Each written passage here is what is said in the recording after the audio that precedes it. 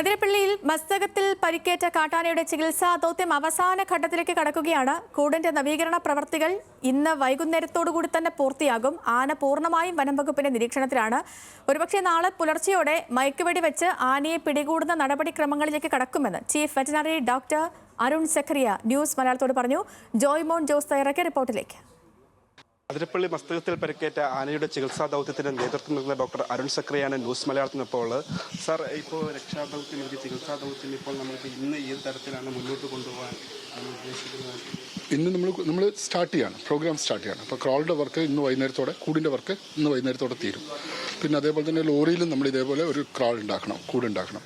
Staff ആനയുടെ പുറകിലുണ്ട്, tracking staff ആനയുടെ പുറകിലുണ്ട്. അവരെന്നെ ഒരു സേഫ് ഡിസ്റ്റൻസ് വെച്ചിട്ട് ഫുൾ ടൈം മോണിറ്റർ ചെയ്യുന്നുണ്ട്.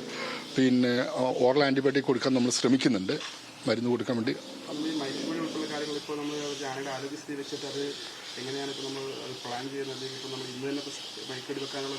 അല്ല, ഇന്ന് നടക്കില്ല. കാരണം ഇന്ന് ക്രാളിൻ്റെ വർക്ക് കഴിയുമ്പോൾ വൈകുന്നേരം. പിന്നെ നൈറ്റിൽ നമുക്ക് ഡാർട്ടിങ് നടക്കില്ല. കാരണം ആനിമലെ ട്രാക്ക് ചെയ്യാൻ പറ്റില്ല, നമുക്ക് ബുദ്ധിമുട്ടാണ് സംഭവം. Early morning hours. അപ്പോൾ നാളെ ഏർലി മോർണിംഗ് അവേഴ്സാണ് നമ്മൾ പ്രതീക്ഷിക്കുന്നത്, നമ്മൾ ചെയ്യാൻ പ്രതീക്ഷിക്കുന്നത്. അവസാന ഘട്ടത്തിലായി ചെറിയ ചെറിയ ഹിച്ചസ് ഉണ്ടായിരുന്നു, ഒരു ക്രെയിൻ ഉണ്ടായിരുന്നു, അത് ഇന്നലെ നൈറ്റ് കംപ്ലൈൻ്റ് ആയി.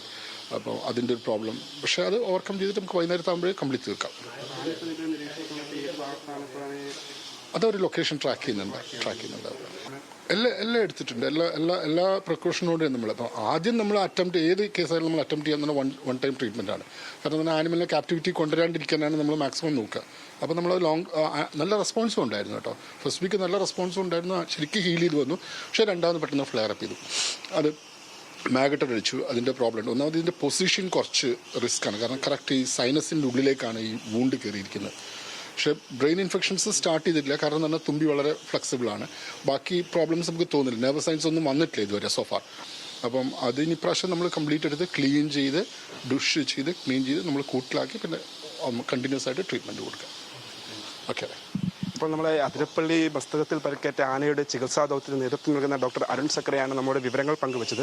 അതായത് ഇന്ന് ഇവിടെ നിന്ന് ഇപ്പോൾ കൂട് നിരീക്ഷിക്കും. അതിനുശേഷം ഇവർ ആനയുടെ അടുത്തേക്ക്, അതായത് അതിരപ്പള്ളിയിലേക്ക് എത്തും. അവിടെയായിരിക്കും ബാക്കി ചികിത്സകൾ ഉൾപ്പെടെയുള്ള കാര്യങ്ങൾ നടത്തുക.